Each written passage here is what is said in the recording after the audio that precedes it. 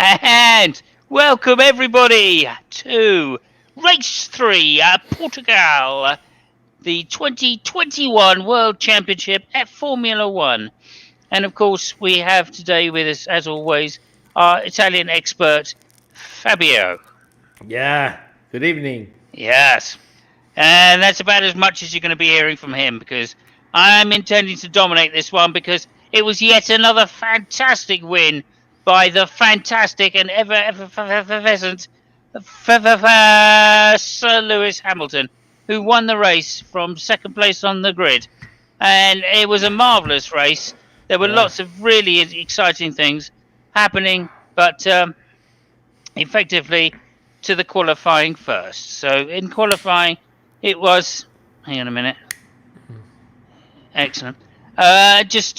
Qualifying was, in fact, the Valtteri Bottas who who qualified in pole position, just 7 thousandths of a second ahead of Lewis Hamilton, who was second. Third place, the fantastic Max Verstappen, who's having a hell of a year for Max Verstappen. And in fourth place, finally his teammate Perez, pulling up the rear with an epic job in fourth place. Behind that, probably Leclerc or Sainz or somebody.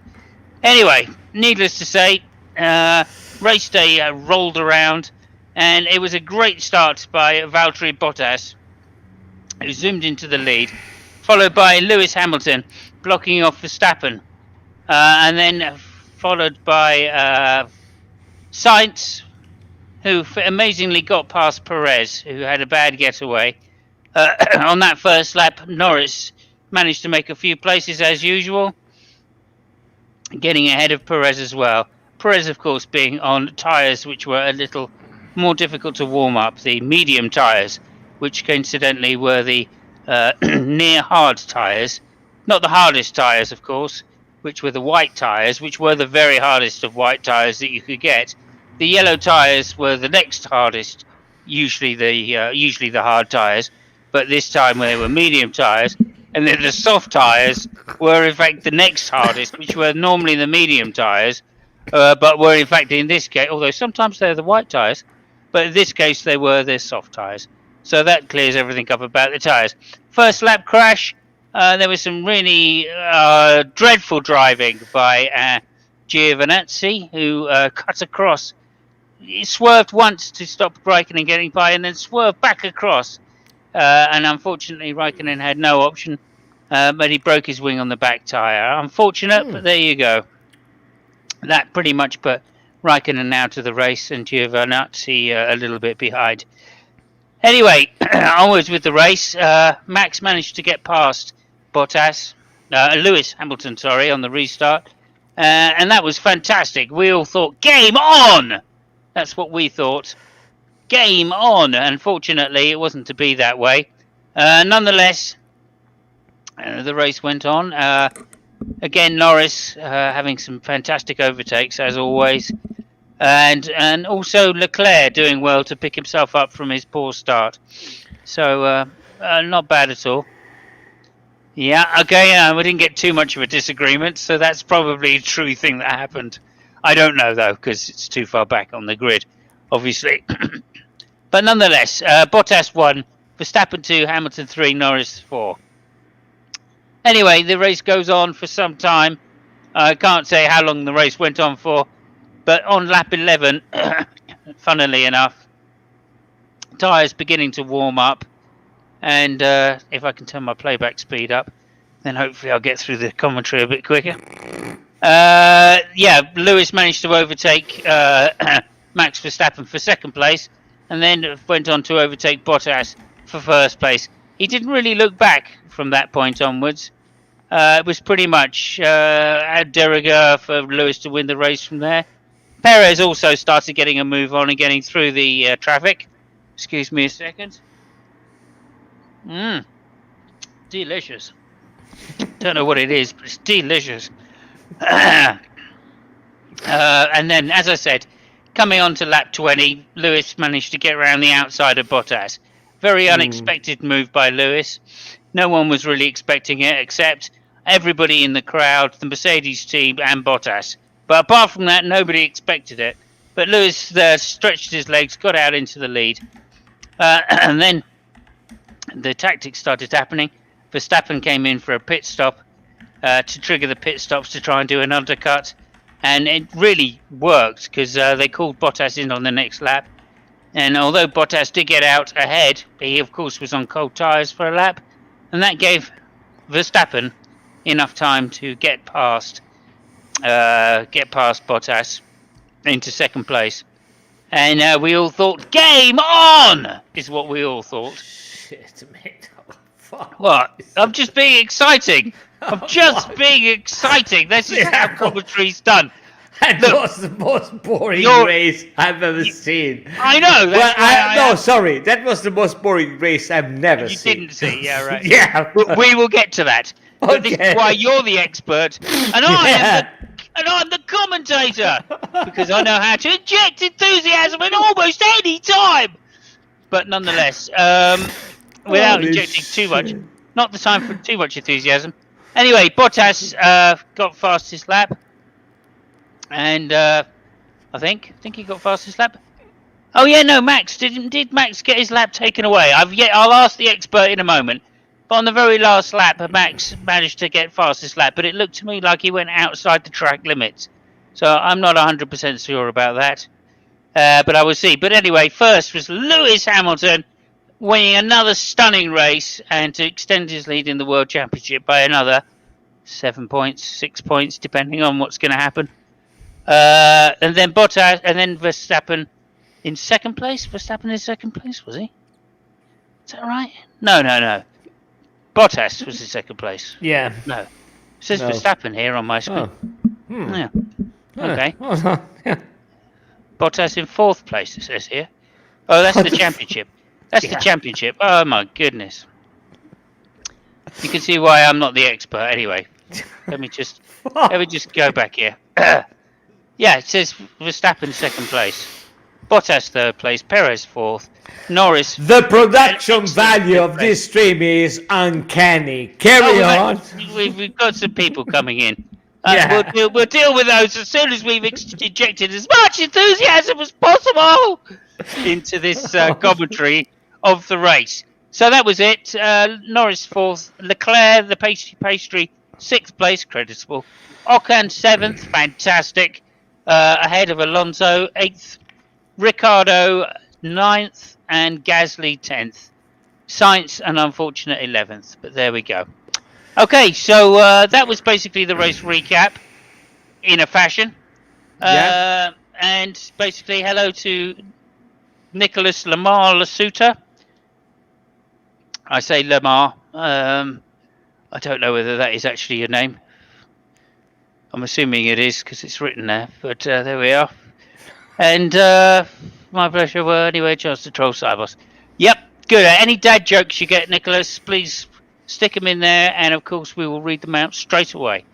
Apart from that, then, so that was the race. Lewis Hamilton, just to finish up quickly, leads the championship by 25, another 7 points ahead. See, why is it 7 points? I guess he did get the point. Yeah, fastest lap, Valtteri Bottas. I thought that would be. That was going to be done like that. Anyway, Lewis Hamilton 69 points. 69. Max Verstappen 61 points. Lando Norris very great 37 points, 5 points ahead of Valtteri Bottas. Who'd have thought that? Over to you, Fabio. At what point exactly did you fall asleep during this Grand Prix? I think it was the 12th laps. I can't recall a single tire change. I can't recall it. Yeah, that was. I mean, it was wow. I don't know. I mean, maybe I was tired, maybe, but it was. I mean, it was really boring. It was. I mean, the qualifying was good, but the race was fuck me sideways. So I don't know. I mean. Back to you, I guess. Thanks very much. Okay, so yeah, that was great. How did you feel that Leclerc actually did, getting a creditable 6th place there? I think it was well. That was quite a disappointment. I think. So it was a they fucked up the qualifying. I guess they get what they. I mean, best result Yep. they get from qualifying. So yeah, it was quite happy. Sainz, I don't know what the hell happened to him. I remember they tried to take to leave Perez out, in the vain hope that he was going to stop Lewis or whatever the fuck. And no, they even tried, to change the tires at the end to get the fastest lap, and then Bottas got it. So that's all I have. Besides that, no, I mean honestly, that was the most exciting race ever, and which is a bummer because the track is nice, but I think it's a nicer track to drive rather than to watch. It goes up and down, so it has to be really exciting. But bloody hell, I mean, even the DRS zones. I mean, I think there were a couple of them. They tried to put another one in there. They tried to put another one to help it out, Yeah, but they didn't. But yeah, And I don't understand why they started the DRS so late down the straight either. They could have moved that back, and it could have had some overtaking in that race. But let's face it, this Portimao is not one which you can overtake on. No. I mean, Portimao is good for bikes, for motorcycles, because it goes up and down. But for cars, really, I mean, it is a motorbike circuit, 100%. Yeah. And everybody really knows it. So what we're doing there, we don't know. But I guess they had the money to pay, so they get the circuit. Yeah, fuck the Spanish. They do that, I mean, Now, that was in Portugal, technically, but, still. Portugal, yes. Where do normally we go to Estoril? Is that right? Estoril is in Spain, Portugal? No, Estoril is in Portugal. It is. I'm quite positive about it. But yeah, I mean, I think Estoril is a little bit older, and I don't know if they have they qualify for an F1 race, for the FIA for F1. I don't know, because it's quite old. I would hope so. I would hope so. I mean, of course, Portimao being Estoril being one of Michael Schumacher's best ever races. Yep. So it would be a shame. And there is some good overtaking places there, exciting. We've always had, going back to the Rosberg Hamilton racing there was really exciting. So I'm disappointed, but that you get over these things, don't you?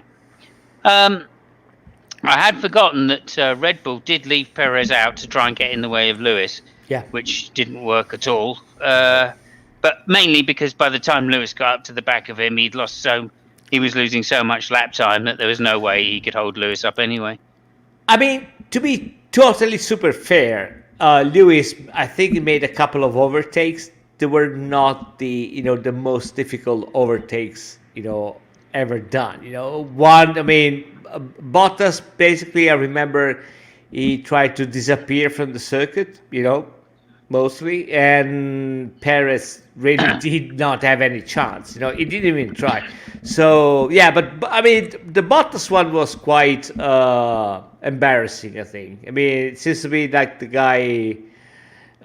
He didn't even want to win the race. I mean, that's the kind of circuit that unless you make somebody pass, it's almost impossible to have a good, clean pass, unless you want to risk something.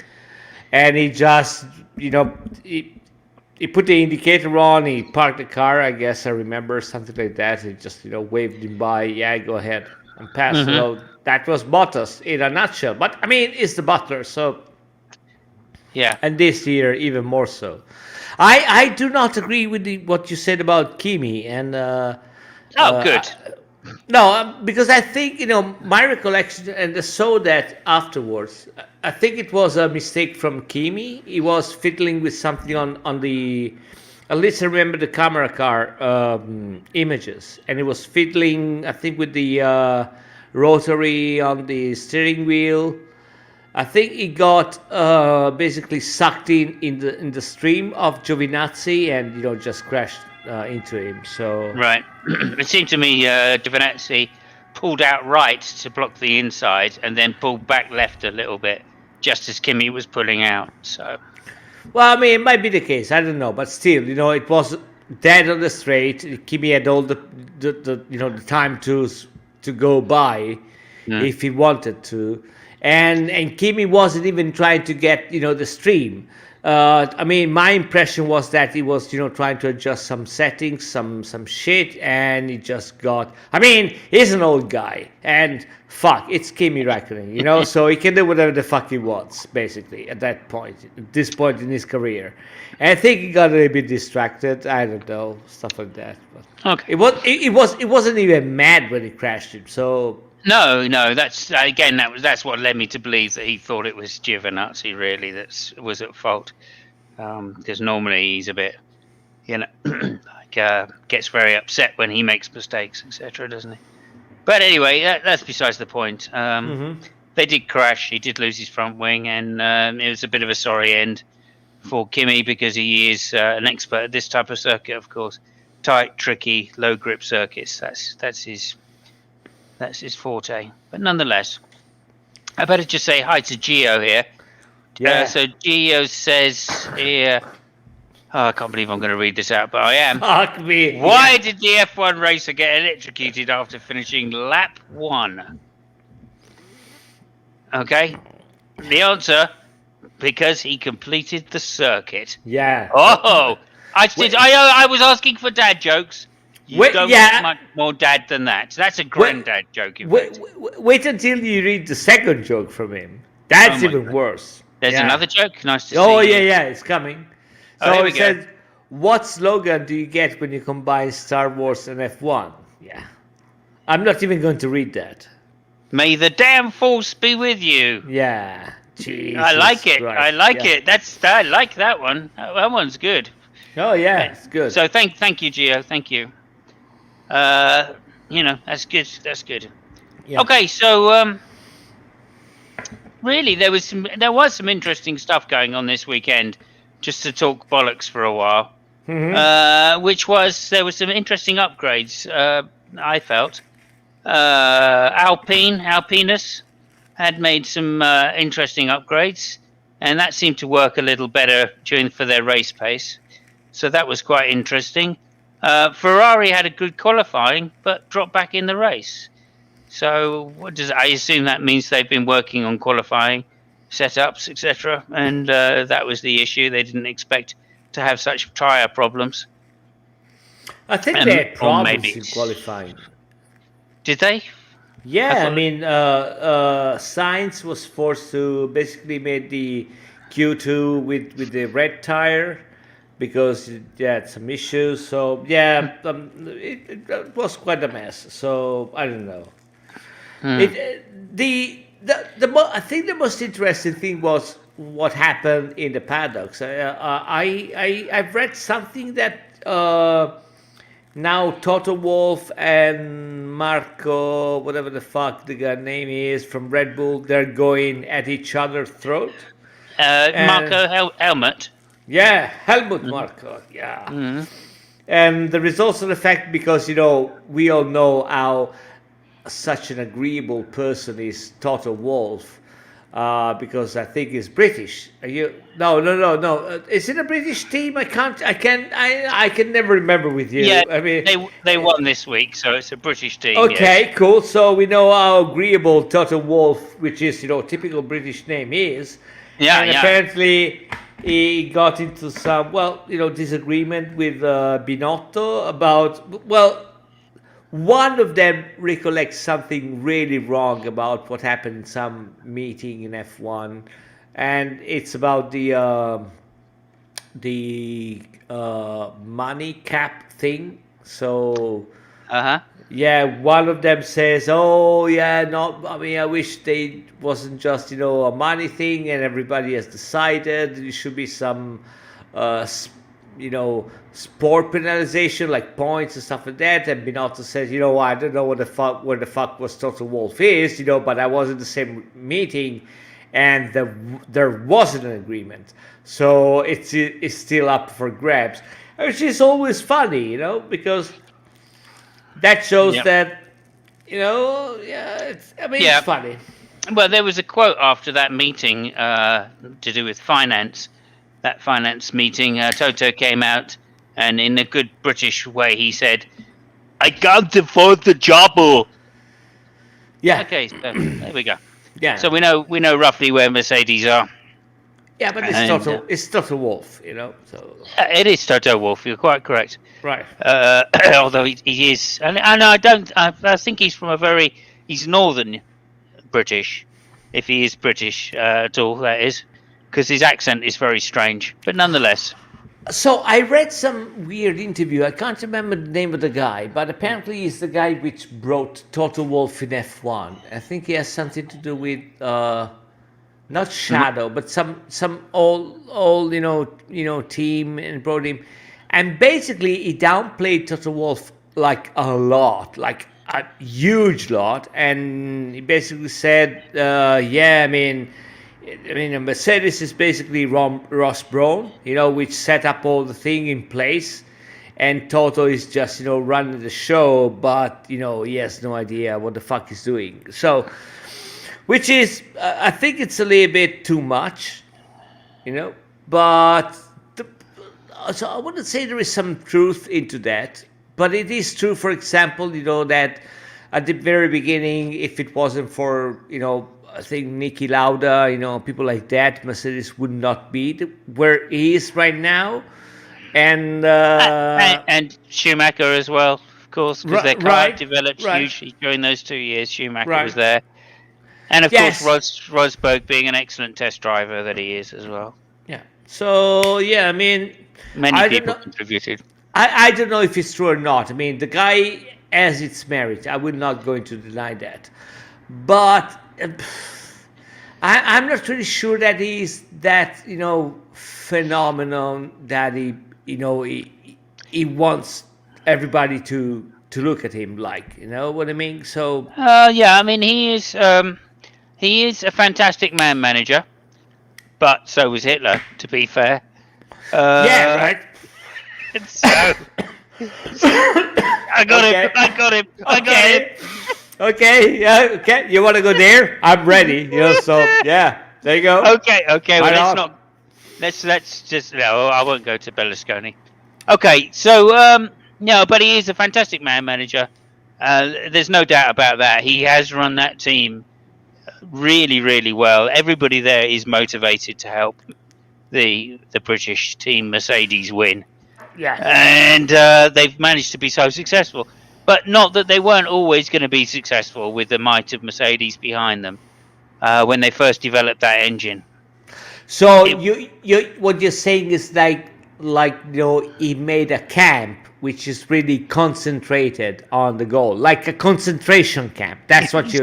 Okay. Concentration. Okay. Oh my God! Yeah. Well, listen. You started that. No, I'm gonna finish it. So you start. Yeah. Commandant Wolf, as we call him in the trade, and he did. But it was obvious, of course, when Lewis first signed. It was obvious. That's why Lewis signed there, of course. Even though it took him a year to get everything together.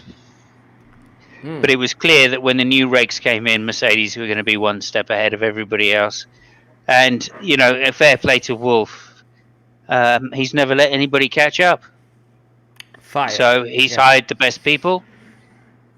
And likewise, he's done the best job with his team. I think that's undeniable.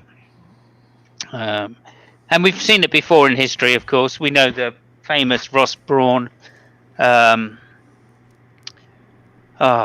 wee little guy. Who's the wee little guy? Oh, Jean Todt. You mean Jean Todt? I do mean Jean Todt, actually. I think there is a huge difference in that, and I don't know if you're going to disagree with that. But but my gut feeling is that when Ross Brawn and Jean Todt came to Ferrari, and Montezemolo wanted them because they said fuck enough with it. They basically have to rebuild the team from the get-go. I mean, that car was appalling. My critique with Toto Wolff is that I don't see that he really built anything. I mean, he managed that. I'll grant him that because it would be stupid to do that. But I don't see him as a really somebody. So let's say, for example, tomorrow, a team like Williams, hires Toto Wolff to rebuild the team. I'm not really sure that Toto Wolff is going to rebuild the team. He can manage a good team, but rebuilding, I don't know. I mean, it's going to be But tough. that's his skill. That's his skill, that he doesn't actually do the building. He does the hiring of the right people that are going to do the building, and he's going to hire people that along with it that can build in all the other areas without conflicting. And Uh, that's the genius. I mean, Jean Todt is he was the same because he was a tough guy.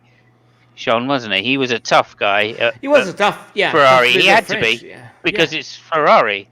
So yeah. like But they made the he's. I team. mean, he's basically. Well, I consider him to be basically. No, it's gone. I've forgotten the guy's name now. Well, listen. I can tell you how they called Jean Todt in Italy at the time. They called him Napoleon. You know, Napoleon. There you go. he was Yeah, like yeah. an emperor because he rebuilt the team. I don't see, Toto Wolff as really a guy which actually built any team. He managed the team. I'm cool with that. No problems. But Yeah. I mean, to be in my eyes, there is a huge difference. It might not be the case, and but regardless, it's kind of there. Okay. Aldo Costa left, the other guy which went. Who is the other guy which went to? I think went to Red Bull. The other guy from the engine. Recently. I can't remember. Andy Townsend, is it? No. Yeah. So I don't know. I doubt it's they got weird. Andy Townsend, but yeah. But it's weird, and when And Ferrari. actually, he's the first person that's left Mercedes to go and work elsewhere. No, Which is quite interesting. No. The first one was Aldo Costa. Oh, okay. What does he do? Aldo Costa was he was one of the main engineers in Mercedes. He was an ex-Ferrari. He went to Mercedes, and now he works for Dallara. So, and he was a big name. So, it's weird, Again, I might be nitpicking at the guy, and I don't want to really sound, how do you say, bitter or anything. But in Ferrari, I mean, when Jean Todt came, they hired Goto, the guy which was behind, the Honda engines. Yeah. And he was able to get that guy in. Toto Wolff, he was able to basically make Lewis lose a championship with Rosberg, and some people. What? So, Though, go away. That's just rubbish. I personally am so glad Rosberg won a championship. yeah, now you are glad, right? No, yeah, I was glad. Wow. You go back and listen to the commentary that we did, and you will find me supporting Rosberg in that Yes. year because I thought Rosberg was. I mean, he's a Williams driver. Williams discovered him after all, and fair enough. and the Williams engineer said he's the best test driver they've ever had. Yeah. You could put a piece on a car, and you could tell within a thousandth of a second exactly what time he was going to do with it, and you knew that it was accurate. There's only one person like that in Formula One history, and we both know who that is because he used to drive for Ferrari. Have you read the recent comment that Nico Rosberg made about Lewis and Michael Schumacher? No, go on. Okay. No, please enlighten us, please.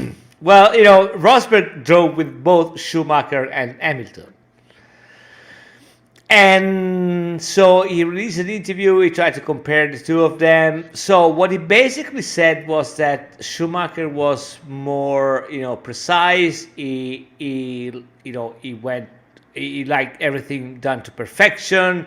He was never shy of testing things. He was really methodical and all the stuff. And everything he had to say about Lewis, he said, well, I mean, I had to do all the tests.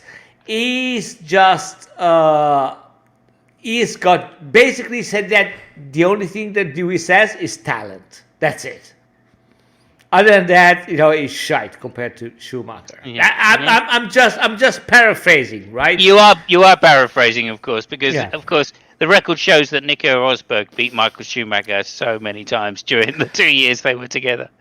Hey, listen, I mean, I said, and you wanted to hear what he said. Now, okay. Now you're blaming the messenger. I'm not blaming really you. I'm not That's blaming really you. good. I'm just saying, I think there may be some motivated reasoning behind what Rosberg said, because history shows different. Okay, history shows that he couldn't beat Lewis many times, but he could beat Schumacher many times. So Hey, I'm just saying, if I if he told thinks that you. Schumacher's a better driver, I think it might be because he beat Schumacher too many times. I wasn't going to say. You just wanted to know, and I told you. Thank you, thank Now, you. I did I want to know. mean, Nico lives in Monte Carlo. Is a fairly, popular person. You can get in touch with him and tell him what a piece of shit he is. I mean, please be my guest. Just, just try to record the conversation because that's going to be a really interesting conversation. But yeah, go ahead. Yeah, I would like to remind him of his record against Michael Schumacher. And again, what a star everybody thought he was at Williams, and what Well, some great drives he had at Williams as well.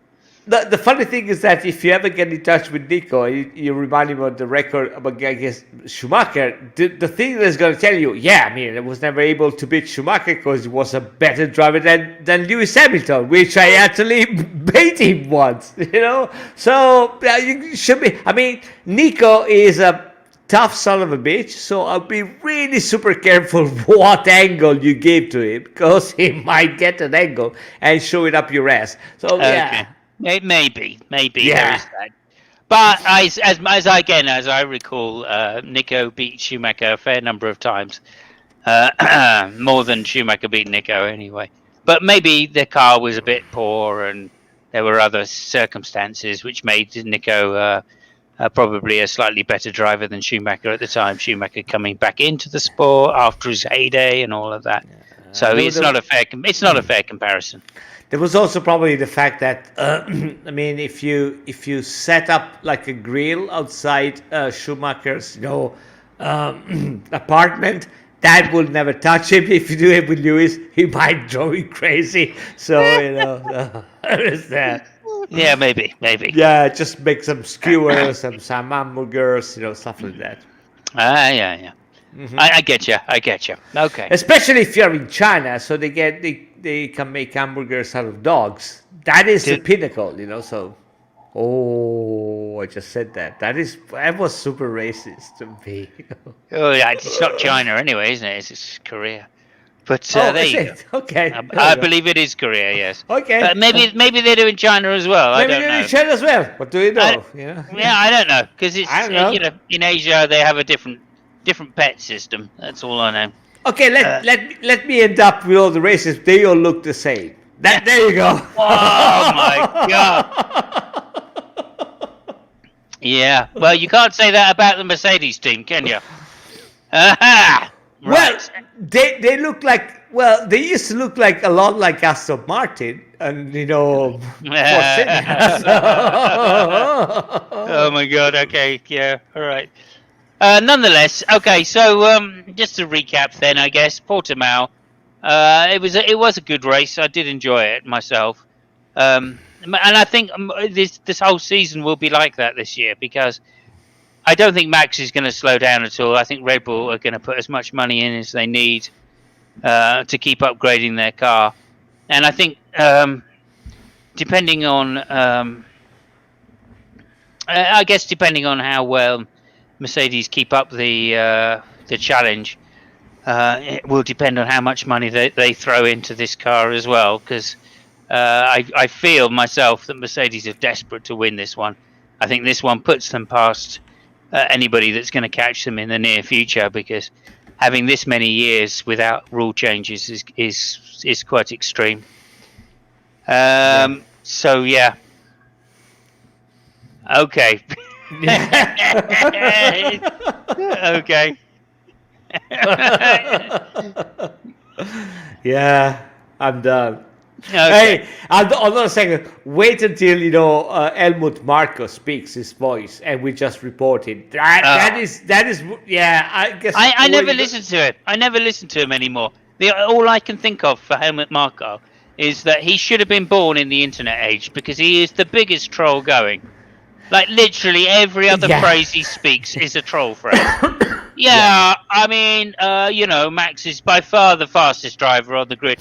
Mercedes, best lineup for Mercedes would be Max Oh, and Max. you missed what he said about Norris. Oh, what did he say about Norris? I think there was something, Best British driver no. ever. I think there was some kind of mishap happening. I think it was. I can't. I mean, I was asleep. I can't remember if it was in qualifying or during the race, but basically, I think it was in qualifying. He blamed Norris because he did something to either Lewis or Bottas. Oh or, yeah, or no, that no, was to it.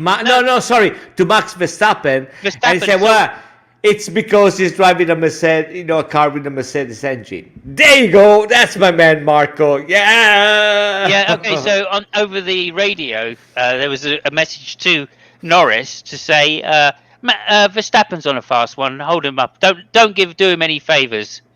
Right.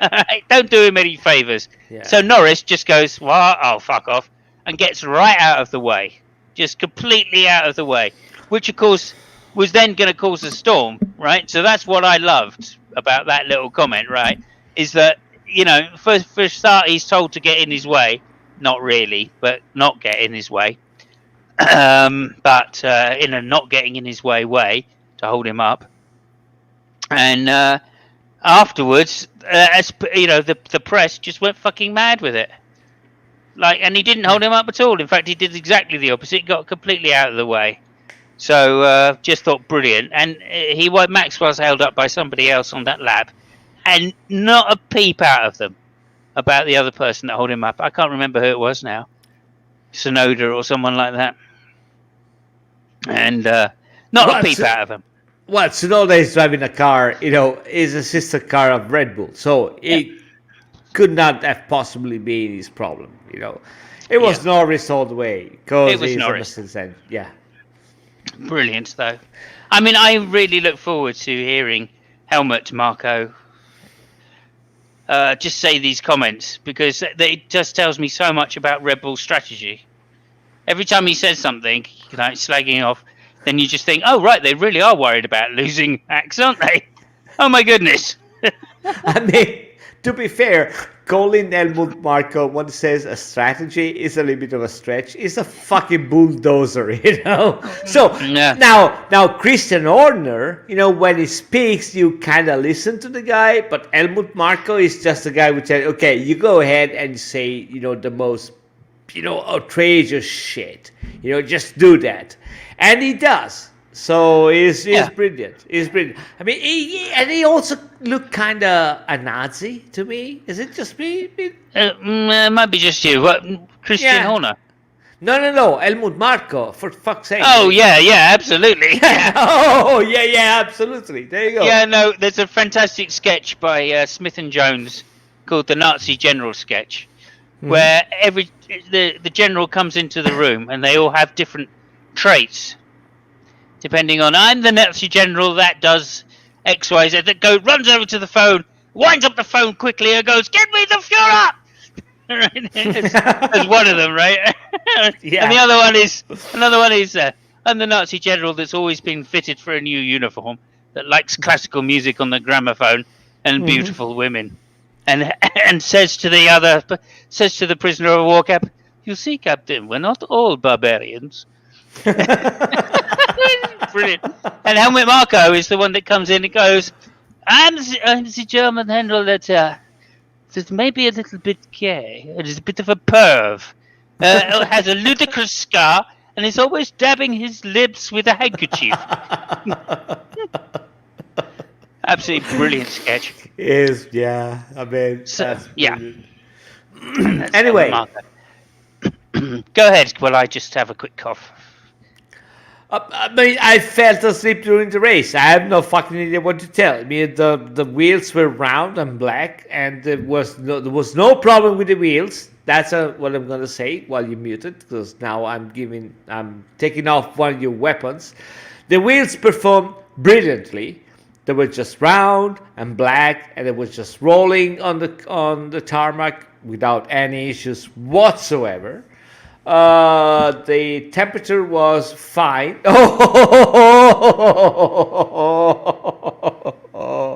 Oh, yes, they did. So yeah, I mean, I really have no idea. I mean, what the fuck else happened? I mean, Yeah, I did think the choice of rubber, which was the hardest compounds possible, was a terrible choice of rubber, and that kind of spoilt the race. We could have had a really great race up and down the field if they'd only decided to take it a little bit. Oh, thank you, Wild Heart. Wild Heart's put in the link there for the Nazi General sketch, and it is hilarious. Please go watch it. And yeah, no, I thought if they'd come in with less, if they come in with softer rubber, then I think the race would have been a lot better for sure. But this is going to be a theme this year. Races spoilt by one-stop strategies because Pirelli just keep bringing hard rubber. Yeah, the only thing which was really, I mean, I was kind of disappointed. I mean, on a serious note, I was kind of disappointed by Sainz because, that wasn't that clear. But during race day, apparently, one of the fastest strategy was, start with red and then with yellow. And he was in a perfect position to do that. To do it, yeah. But I don't know what the fuck happened to the guy. I honestly don't know because really I was, that was a really heavy, weekend for me. So I really fell asleep. So yeah, well, he was on for it, but unfortunately, these cars are the worst in a long time for being able to follow. Yeah. And as a result, he just wore his front tyres out too quick. That was it. End of race. I mean, I was worried about that with Lewis, of course, following Valtteri all that time. Oh, you should not be worried about Lewis about anything. The guy can literally drive in a wall, have a tire explode. Really? Are we going to do this? I think we covered that last episode. I mean, there is nothing which can literally happen to Lewis that is going to avoid him to winning. What is the worst thing that can happen to you? Oh, your tire explode. No, of course you're not going to win. You actually do. You bump into a wall. Oh, I mean, you're out of the game. You actually are not. So second place. He didn't win. He got second place. Oh yeah. That was a bummer. Yeah. See what I mean? You can't trust these experts. That's all I'm saying. They say win, but they don't know. They don't know. But nonetheless, no. I mean, I think it's going to be a great season. I mean, it's 8 points between the two of them, right? All it takes is one DNF, and the other one takes the lead. So I think it's everything to play for still. I really do. I think Max's car is going to be improving, right? And Mercedes have had us somewhere and realised that they know how to upgrade their car. They've done that now, so the next upgrade for them is going to be quite a way away, right? Whereas Red Bull have had these extra few weeks to work on the next upgrade. And I think that when that comes through, Red Bull are going to start winning again. Plus, we'll get to circuits which are more in line with Red Bull, such as the next one, which is Barcelona. No, I mean, you're right about one thing, up until, last year and the years before that, well, there was a moment where Ferrari was actually really good, and then they found something which never happened. But the good thing about this year is that at least we have two championships, right? I mean, we have the championship with the Mercedes and Red Bull, and then we have got the other guy championship, which is a good thing. I mean, because up until now we had just had one championship with Mercedes and the second championship with everybody else. Now at least it's a little bit more interesting. So yeah, I get with you. And we can always count on Perez to do some silly shit and Helmut Marko to say some stupid stuff. So yeah, there is that. Perez is catching up, right? He qualified in 4th, right? So that's literally just behind Max Verstappen, and it's only going to take a little while now before he's back on song again. I can see that. I'm super pissed at Perez because I mean, for the sake of me, I could not see him driving fast. and he's actually driving really fast. The only thing which is keeping me alive is the fact that eventually Perez is gonna make more points than Bottas. That would be super precious. Yeah, That would yeah. be amazing. Well, I mean, at the moment, of course, it's Norris that is beating Bottas. Well, yeah, I mean, I don't think it's going to last. And again, Oh I'm not. no, no, no. No, But no. Listen, I'm not dissing Norris. I love the guy. I mean, that a couple of drivers that I love. One is Norris. Ricciardo is another one. I mean, Leclerc because he's is really fast. I can't stand Verstappen because I think he's an asshole, and his father was a cunt. So what else? Yeah, I mean, I would really love to love Russell. But he has a face like they fuck. I mean, it looked like that it's a guy that they just fucked his mother, like 5 minutes ago. Every fucking time. It is so. I mean, I don't know. And it's fast. I mean, nobody can deny that. It's just, really, come on, have a laugh. yeah. Relax. I mean, be someone. He's just I don't know. I mean, even last time with for fuck's sake, I mean, with Bottas of all the people, it just smacked Bottas and it was wrong. So how bad is it that you do? I mean, I don't know. So yeah.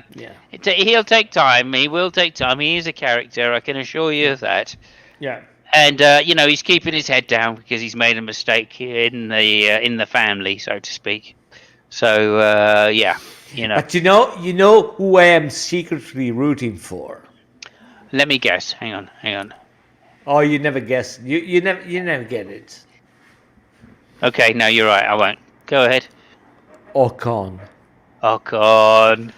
I want Ocon to do so much better than Alonso. Just to see, stuff explode in the Alpine. And I'm sorry for the Alpine. I mean, I'm nothing against them. Well, they're French, but that's not true. But, fuck it. I just want Ocon to do better than Alonso, so that the guy, the vein that runs through your neck and goes to your brain. When it closes. The brain just closed and there is no blood in your brain. You just do something shit. This is what I want to happen to Alonso. I mean, because he's funny as that, I don't love the guy. I mean, he's fast. I don't love the guy, but he's fast. He is very fast, and the same with Ocon. They're both a match for each other. That's what I like. Yep. But the thing is that Alonso is way more funnier when he gets mad. So that's true. That's true. That is true. And although again, I like it. I know what you're saying. He will throw the toys out of the car. Yes. Once he gets beaten too many times. Yeah. And that is, we can expect that at the end of the season. I can tell you that. GP2 engine. Come on. I don't think he's going to be saying that one again. And hello, Robert, as well. Yeah. GP2 engine. Jesus Christ. I know. What a guy. Well, that cost him Indianapolis, didn't it? An Indy 500 win, that possibly did. That cost him 1 year of career, because nobody really wanted. I mean, it was. I think it was a miracle that somebody hired him after the Ferrari thing, and then he just said, you know what? Yeah, I'm gonna go there and be the asshole that I am. It took him it was a couple of years before he started doing it, and that's only because he was rolling around at the back of the thing. But the thing is, he had to drive a Chevy in the last one, and he didn't qualify for it in the last Indy 500 because he had a Chevy engine. Right. Whereas if he had a Honda engine, then no problem. He probably would have qualified. I mean, I think my sources said that Honda tried to give him an engine, but it was a real GP2 engine, so it didn't want that. It was a GP2 engine. Yeah. Yeah, that's just maybe. Fuck. Okie dokie. Well, anyway, I mean, it was a lovely track.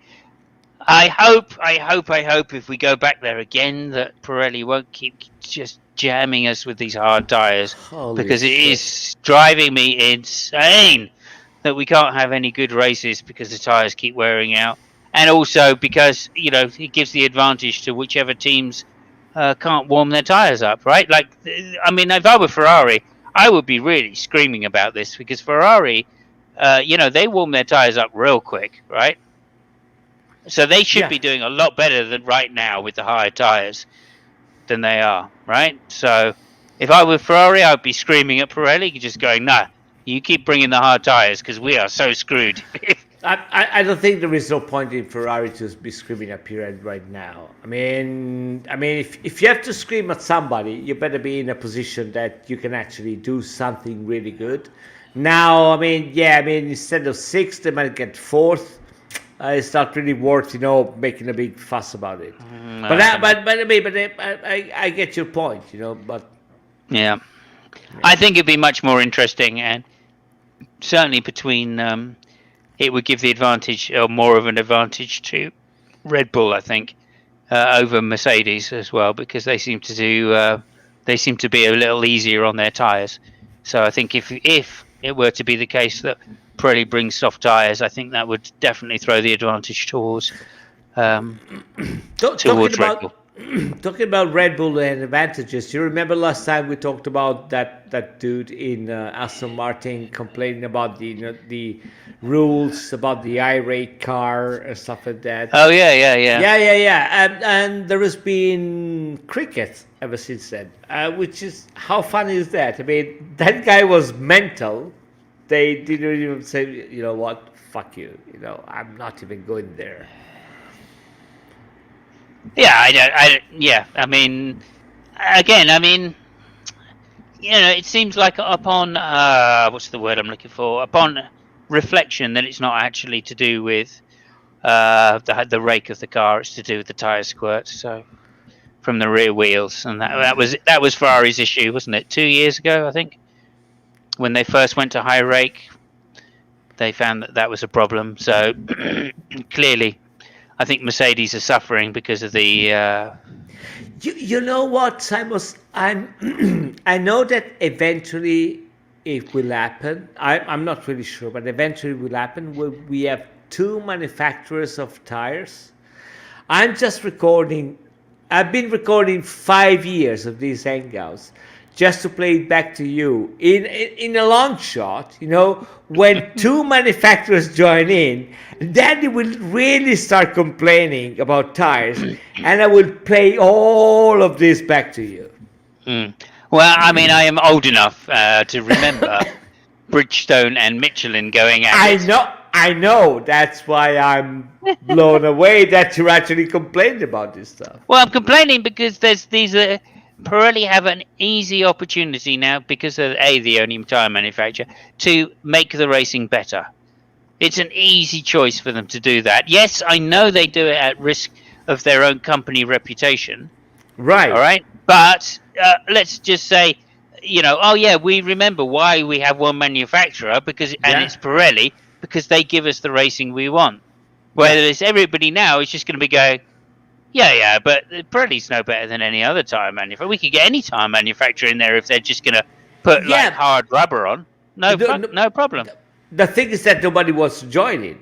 That's the issue. Well, that's. We'll see what happens. Listen, we'll see what happens. That's another point. I just think there's a great opportunity here for Pirelli to say, okay, look, we realise that everything's a bit stale.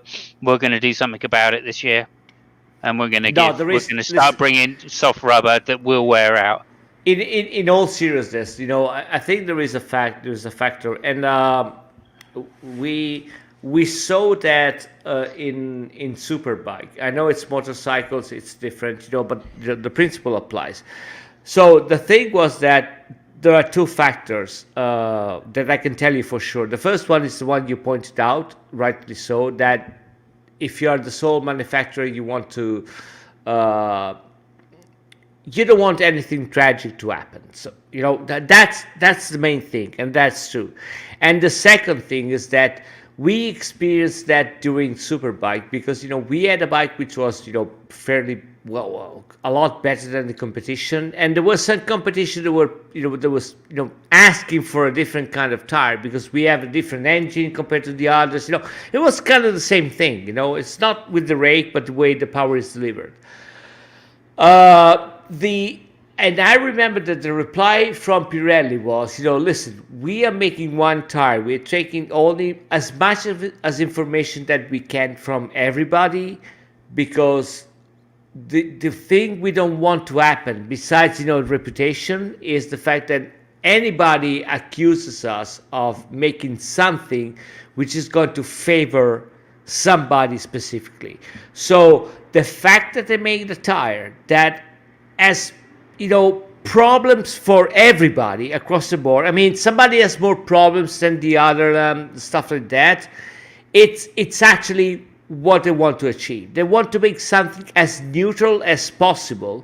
And the fact that there are no peaks, in performances with one car or the other, it is actually a strategy of them. And honestly, in all seriousness, I cannot really blame them, because that would be too easy to point the finger. Oh, you made that because that's an Italian team and you want to favor them, or you want to favor Mercedes because they're gonna buy more tires for their production cars.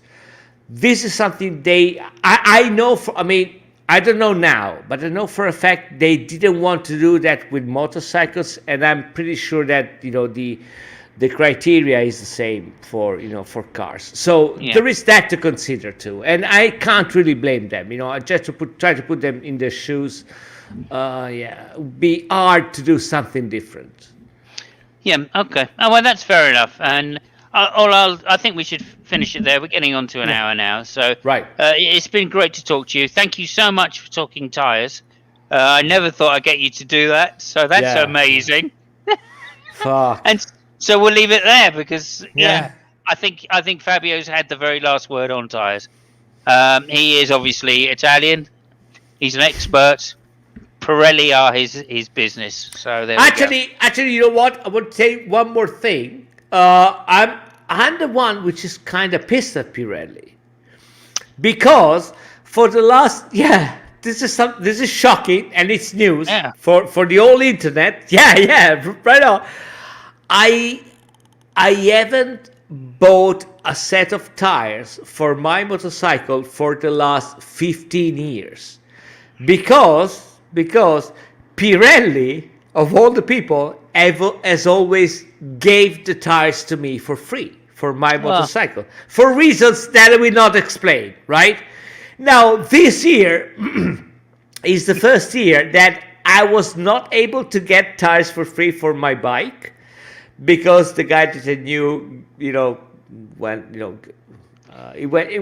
retired, but I digress. The Pirelli is not giving tires for me for free anymore. So this year, after more than 20 years, actually, I'll be putting Michelin tires on my motorbike because those guys actually are giving the tires to me for free. So, hey Michelin, fuck Pirelli, So there you go. Okay, thanks everybody. Thank you very much, and ciao everybody. Ciao. Ciao.